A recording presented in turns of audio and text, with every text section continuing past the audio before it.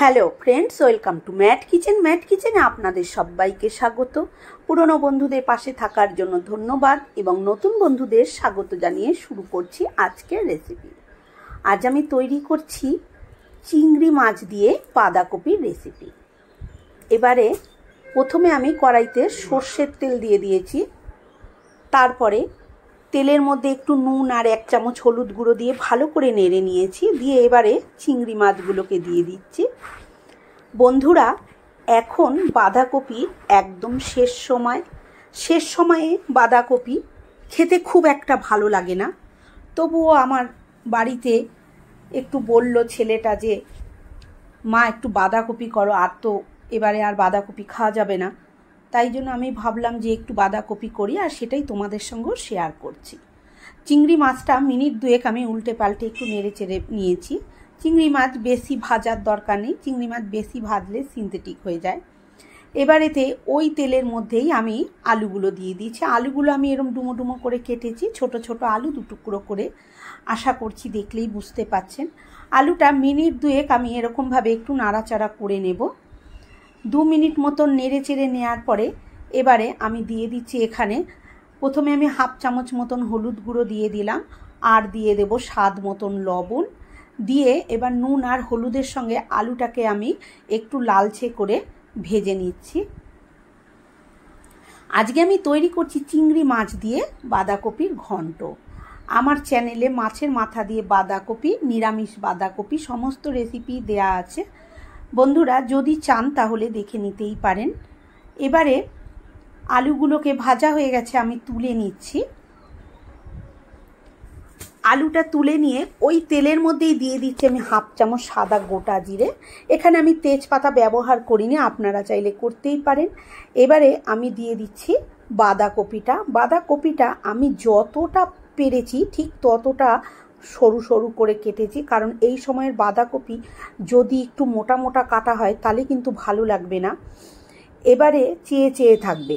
এবারে খুব ভালো করে কপিটাকে আমি উল্টে পাল্টে একটু নাড়াচাড়া করে দিচ্ছি। গ্যাসের আঁচটা এই সময় আমার মিডিয়াম টু লোতে রাখা আছে। ভালো করে উল্টে পাল্টে দিচ্ছি, পুরো নিচের কপি ওপরে, ওপরের কপি নিচে, এইভাবে দিয়ে দিলাম। করে দিয়ে বাকি কিছুটা কপি ছিল সেটাও আমি দিয়ে দিয়েছি। দিয়ে আবার এরকমভাবে আমি উল্টে পাল্টে নাড়াচাড়া করে দিচ্ছি। একবারে কপিটা আমি কড়াইতে দিতে পারিনি, কারণ কড়াইটা তাহলে একদম চুপো চুপো ভর্তি হয়ে যেত, সেই জন্য। দিয়ে এবারে আমি ঢাকা দিয়ে দিলাম। মিনিট 3 পর আমি ঢাকনাটা খুলেছি। কপিটা এখন অনেকটাই মজে এসছে। এবারে নাড়াচাড়া করতে আমার সুবিধে হবে। কপি দিয়ে কিন্তু এখনও সেরকম জল বেরোয়নি, অল্প ভেজা ভেজা হয়েছে। যেহেতু আমি লবণ দিইনি, লবণটা আমি এই সময় দেবও না।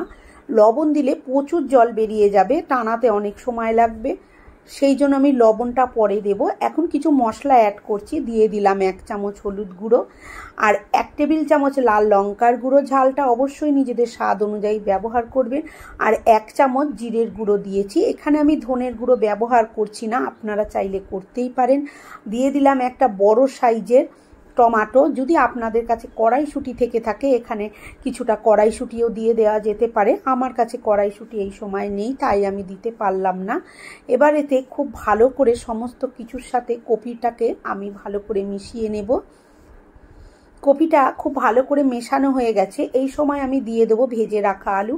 যেহেতু আলুটা আমি 40% করে ভেজে রেখেছি, সেহেতু আলুটা এখানে আমি দিয়ে দিচ্ছি। আলুটা সেদ্ধ হতে হবে তাই। আর দিয়ে দিলাম 4-5টা চেরা কাঁচা লঙ্কা। এবারে সমস্ত কিছু খুব ভালোভাবে আমি এইভাবে উল্টে পাল্টে নাড়াচাড়া করে দিচ্ছি।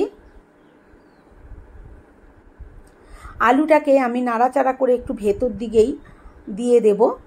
দিয়ে ওপর দিকে কপিটা দিয়ে এইভাবে আমি উল্টে পাল্টে দিয়েছি। এবারে ঢাকা দিয়ে দেব 2-3 মিনিটের জন্য। আর গ্যাসের আঁচটা আমি এই সময় লো করে রেখেছিলাম। মিনিট 3 পর আমি ঢাকনাটা খুলেছি। মশলাটা খুব ভালো করে কপির সাথে কিন্তু মিশে গেছে। এবারে আবার উল্টে পাল্টে নিচ্ছি। এখনও আমি লবণ দিইনি, কিন্তু লবণ দিলেই অনেকটা জল আবার বেরিয়ে যাবে। এইভাবে কপিটাকে আমি প্রথমে বেশ কিছুটা নাড়াচাড়া করে জলটা, কপির মধ্যে যে জলটা থাকে, এইভাবে টানিয়ে নেব। দেখুন আলুগুলো সেদ্ধ হয়ে গেছে। এবারে আমি দিয়ে দিচ্ছি স্বাদ মতন লবণ। লবণটা এই সময় দিলে অল্প একটু জল মতন বেরোবে, সেটা নাড়াচাড়া করতে করতেই টেনে যাবে। এবার এতে দিয়ে দিচ্ছি ভেজে রাখা চিংড়ি মাছটা। এবারে খুব ভালো করে আমি আবার উল্টে পাল্টে মিশিয়ে দেব। চিংড়ি মাছের আর নুনের সাথে খুব ভালো করে মিশিয়ে নিতে হবে। আর গ্যাসের আঁচটা এ সময় আমি একদম লো টু মিডিয়ামে করে দিয়েছি। গ্যাসের আঁচটা এ সময় জোরে রাখা যাবে না।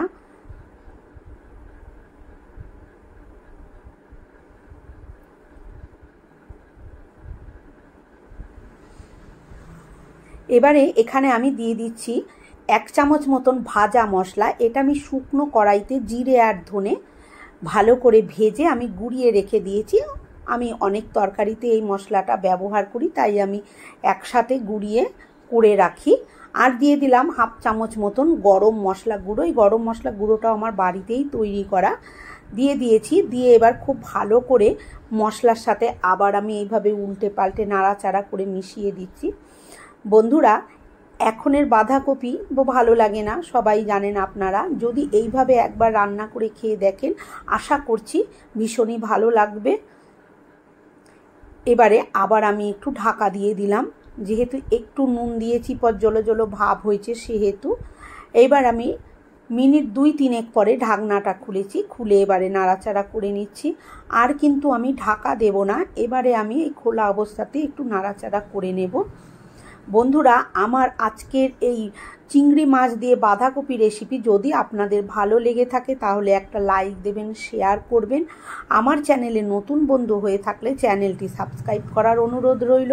পাশে থাকা বেল আইকনটা অবশ্যই প্রেস করবেন, কারণ আমি যখনই নিত্য নতুন রেসিপি শেয়ার করব নোটিফিকেশন আপনাদের কাছে পৌঁছে যাবে সবার আগে। এখানে আমি 1 চামচ মতন চিনি ব্যবহার করেছি স্বাদটা একটু ব্যালেন্স করার জন্য। আপনারা চাইলে দিতে পারেন, না চাইলে নাও দিতে পারেন, তবে একটুখানি চিনি দিলে সেক্ষেত্রে যেহেতু বাঁধাকপি সেহেতু টেস্টটা আরও খুব ভালো হয়।